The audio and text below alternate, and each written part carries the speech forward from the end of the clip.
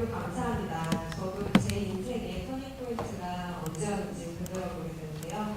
물론 여기 계신 여러분들 대부분이 유학 중이신 만큼 유학 자체가 터닝포인트가 될 수도 있겠지만 또 정준이처럼 유학 중에 터닝포인트를 만든다면 더 값진 유학생활이 되지 않을까 생각됩니다.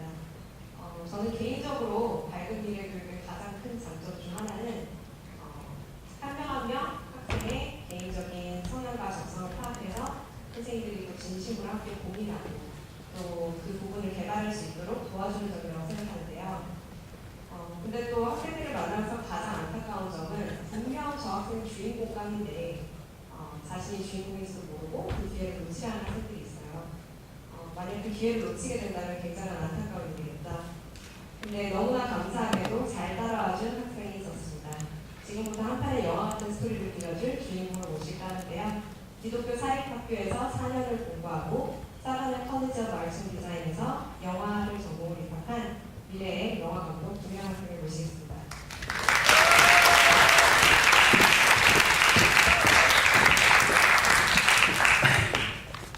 안녕하세요. 이번에 스케드 필름 영화과에 입학하게 되는 김연학이라고 합니다.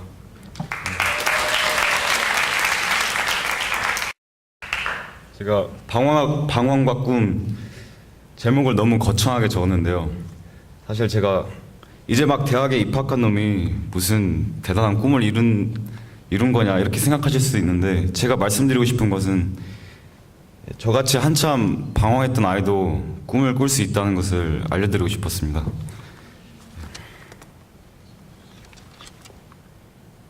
여태까지의 제 인생 시나리오인데요. 초등학교 졸업하고 백석중학교 3개월 다니고 자퇴했습니다.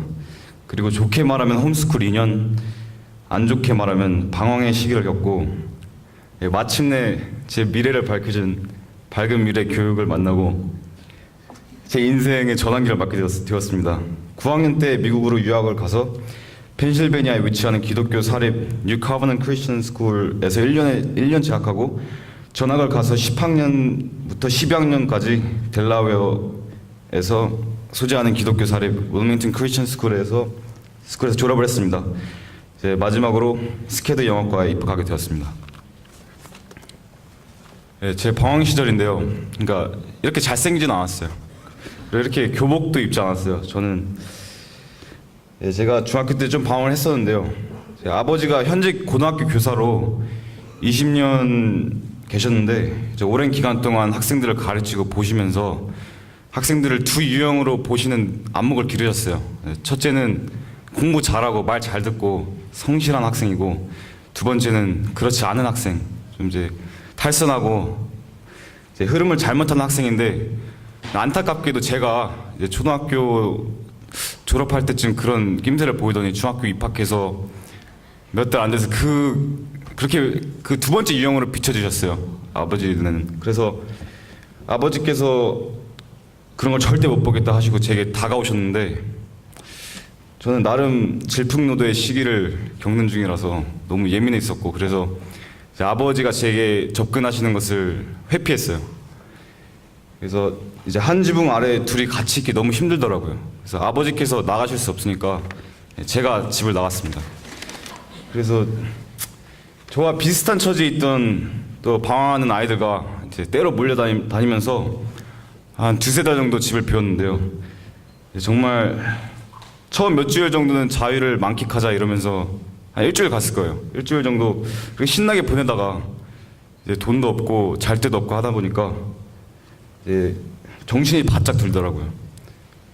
크게 두 가지를 깨달았는데요. 첫째는 집 나가면 개고생이다 라는 말을 다시 확신할 수 있었습니다. 이제 어머니가 차려주시는 밥상과 침대에서 편히 발 뻗고 잘 수 있는 그 공간, 그 자체가 얼마나 귀한 것인지 제가 어리석게도 그 소중함을 망각하고 지냈다는 게 부끄러워졌습니다. 그리고 반항적인 태도로 아버지의 사랑과 보살핌을 대했던 제가 너무 수치스럽고, 그래서 그렇게 잘못된 길로 이탈하려는 것을 잡아주시려는 아버지도 없는 친구들이 많았거든요. 그래서 그걸 보면서 정말 제가 잘못하고 있다는 걸 깊이 깨달았습니다.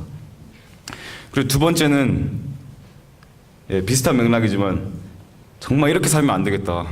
정말 길거리에 노숙하고 밥도 못 먹고 내 평생 길거리에서 먹고 자겠구나 이렇게 가다간 그래서 꼭 성공해야겠다는 결심을 했습니다. 그래서 제가 배를 쫄쫄 굶기고 정처 없이 떠돌다가 그때는 15년 정도밖에 살지 않았지만 정말 인생이 쉽지 않구나 이런 거 느꼈어요. 그래서 가장 늦었다고 생각될 때가 가장 빠른 때라는 말이 지금은 충분히 이해가 가지만 그땐 몰랐습니다. 그 당시 몇 번이고 집에 다시 돌아가고 싶었지만 집에 돌아갈 면목이 없다고 생각했어요. 이미 되돌이키기에는 너무 늦었다고 생각했어요. 그렇게 어찌할지 모르고 시간만 매정하게 흘러가고 밥도 못 먹고 그렇게 용기가 없어서 쩔쩔매고 있는 어느 날에 자 그때 장마가 왔었어요. 그래서 보통 벤치에서 자는데 장마가 오니까 비가 오니까 잠을 못 자는 거예요. 그래서 며칠 밤을 새고 정신이 몽롱한 상태에서 친구들하고 걸어가고 있는데 뒤에서 어떤 여성분이 딱 팔짱을 끼시는 거예요. 저는 또 내 외모가 출중한데 그걸 무시 못하시고 또 어떤 여성분이 이러시나 했는데 뒤를 딱 돌아보니까 엄마신 거예요. 그래서 엄마가 저는 끌려가면서 미간에 주름을 꽉 잡고 뒤에 남겨진 친구들에게 안타까운 표정을 지었어요. 근데 속으로는 하늘을 날 것처럼 기뻤습니다. 이제 고생 끝이구나. 어머니는 제 손을 잡고 바로 근처에 있는 식당으로 데려가셨어요. 그러면서 밥을 먹이시면서 어머니께서 하시는 말이 너는 너를 너무 과소평가한다. 너는 너가 생각하는 것보다 훨씬 잠재력이 크다. 이렇게 말씀하셨어요. 그래서 그때 저는 정신을 차리겠다고 결심했습니다. 그래서 현재 방황하고 있는 친구들이 있다면 꼭 말씀드리고 싶은데 저는 방황이 절대 거창한 거라고 생각하지 않아요. 방황이 꼭 나쁜 짓을 하고 저같이 출가를 하거나 이런 거일 수도 있지만 제가 정의하는 방황은 자기 꿈과 목표를 향해 펼쳐진 길을 따라 나아가지 못하고 주위에서 맴돌고 배회하는 것이라고 생각해요. 그래서 지금 확고한 꿈과 목표를 갖지 않았다 하더라도 흐릿하게나마 어떤 길이 앞에 펼쳐져 있는지 아실 거예요. 학생한테 있어서는 그게 공부라고 할 수 있겠죠. 열심히 SAT 공부, 에세이 공부, 토플 공부할 시간에 이렇게 PC방이나 노래방에서 배우하시고 또 애니팡 하시면서 연락 뜸한 친구들한테 카톡 하시는 분들 다시 한번 깊게 생각해 보셨으면 좋겠습니다. 너무 길었죠. 그리고 이제 정말 기적처럼 밝은 미래 유학원을 만나고 미래가 바뀌었습니다. 중학교 중퇴가 유학을 가는 것은 상상도 할 수 없었어요. 근데 밝은 미래 유학원 선생님들께서 끊임없이 격려해 주시고 응원해 주셨습니다. 유학 가기 전까지 2달 정도 매일 아침부터 유학원으로 출퇴근을 했어요. 선생님들께서 영어 가르쳐 주시고 밥도 사주시고 제가 읽지 않던 책도 읽히시고 정말 어마어마한 도움을 주셨습니다. 그러면서 제가 영화를 보게 되었고요. 그래서 영화에서는 꿈이 실현되는 그런 주인공들 있잖아요. 그래서 저도 그런 주인공이 되고 싶다는 꿈을 갖게 되었고 그래서 영화에 대한 깊은 관심을 갖게 되었습니다. 그래서 결국 불가능할 것 같아 보이던 미국 유학을 가게 되었습니다. 그래서 아무래도 제가 방황기를 좀 가진 아이라서 한국에서는 마음을 바짝 잡았다고 하지만 또 타국에서 누구의 관리 없이 철저히 자립감을 갖고 살아가야 한 상황에 처하면 마음이 바뀔지도 모르잖아요. 그래서 그것을 파악하시고 이영렬 대표님께서 정신을 수양하고 마음을 다스리라고 굉장히 고립된 곳으로 저를 보내주셨어요. 여기 써있듯이 집 주위에 옥수수밭과 농장이 있어서 자연과 아주 친밀감을 느끼기에는 전혀 부족함이 없었습니다. 등교 때 스쿨버스 타고 가다가 말이 갑자기 튀어나와서 지체되는 경우도 있을 정도로 많이 시골이었어요. 그래서 다른 생각 전혀 할 틈 없이 영어 실력만 향상시키는데 전념할 수 있었습니다. 1년간 마음 수양을 마치고 다시 대표님께 찾아가서 조금 더 큰 물에서 놀고 싶다고 말씀드렸습니다. 그래서 hen교에 승낙하시고 델라웨어에 소재하는 기독교 사립 윌밍턴 크리스천 스쿨에 전학을 가게 되었어요.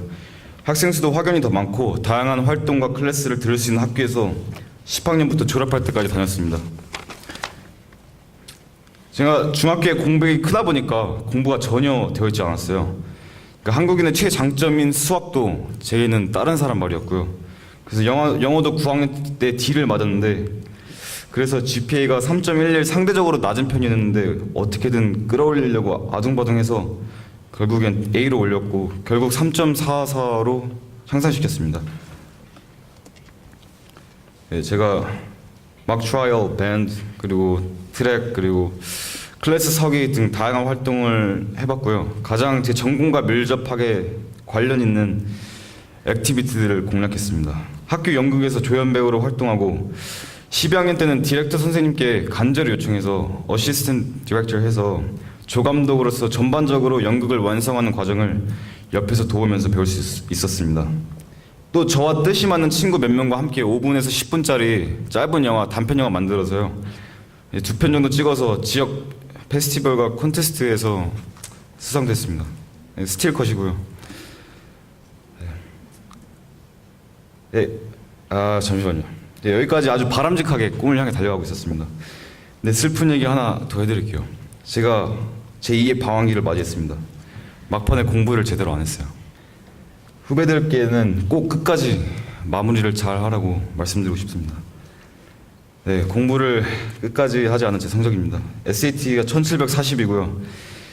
많이 저조한 점수죠. 토플 95고. 예, 다시 한번 후배들에게 끝까지 열심히 하세요. 마무리가 가장 중요합니다.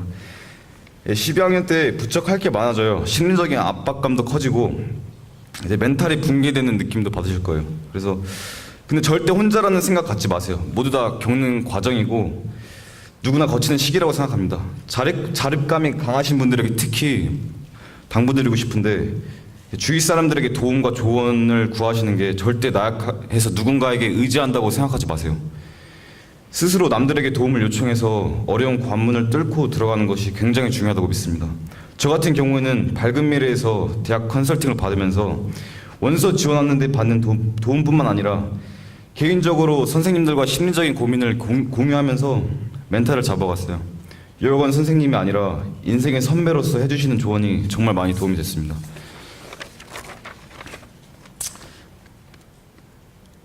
네, 그래도 공부를 거의 하지 않고 SAT가 저 정도라도 나올 수 있던 이유는 독서와 에세이 연습이었습니다.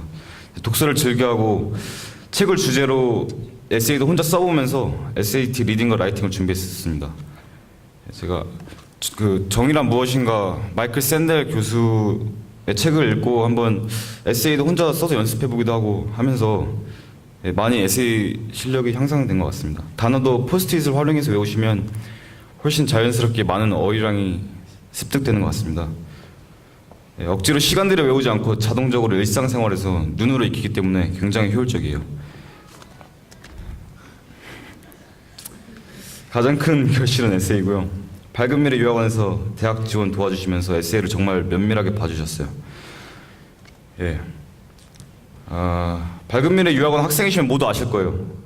데이빗 이사님이신데 아주 엄격하시고 완벽을 추구하시는 분인데 제가 에세이 쓸 때 아주 매섭게 혼나면서도 나중에 한국 와서 밝은 미래에 계시는 어떤 아름다우신 선생님을 통해 들었는데 이런 칭찬을 해주셨다고 하더라고요. 물론 언급된 단점은 여기 적지 않았습니다. 제가 데이빗 리 선생님 도움으로 멋진 에세이를 쓸 수 있었어요. 정말 많이 배울 수 있는 좋은 기회였습니다. 지금 이 자리에 계시지 않겠지만 이 자리를 통해 다시 한번 감사의 말을 전하고 싶습니다. 방황했던 제 과거가 또 독특한 소재가 되어서 그 중심된 내용은 그대로 두고 인트로랑 컨클루즈만 바꿔서 많은 대학에 지원할 때 쓸 수 있었습니다. college 리스트고요. 아주 네임밸류 있는 학교를 쓰기보다는 필름 전공과 리버럴 인문학으로 꽤 유명한 학교들을 지원했습니다. 예. 제가 최종 결정한 사바나 College of Art and Design의 가장 큰 장점 중 하나는 캠퍼스가 글로벌하게 퍼져 있어서 프랑스나 홍콩에도 나중에 유학이 가능하다는 것입니다.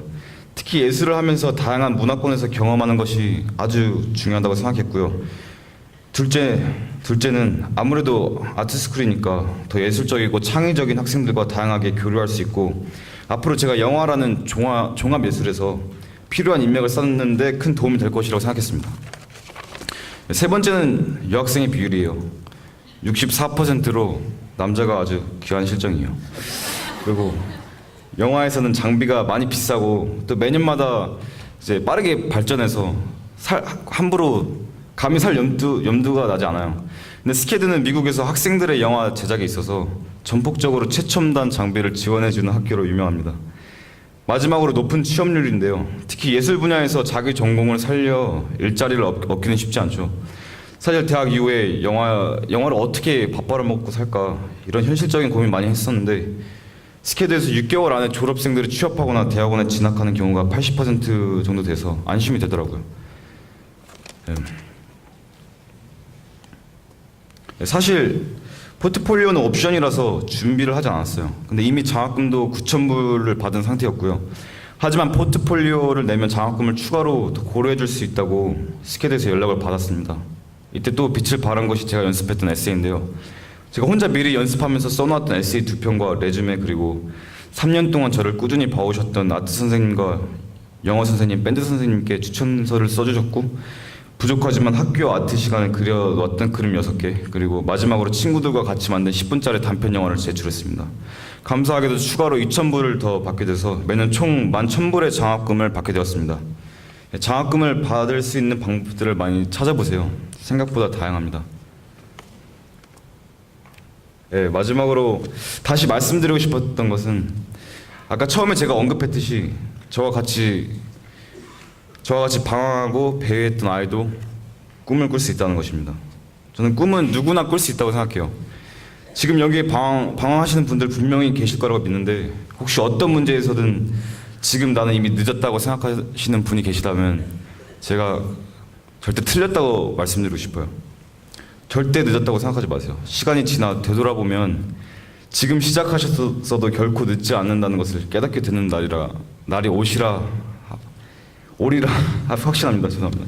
도전한 뒤에 시간이 지난 후에도 늦었다고 생각하시면 그때 가서 후회하세요. 그러니 방황하시는 분들, 지금 늦었다고 생각하시는 분들, 꼭 오늘부터, 지금 이 순간부터 다시 시작하세요. 영화도 굴곡이 있어야 재밌잖아요. 여러분들만의 시나리오를 완성시키길 진심으로 기원합니다. 감사합니다.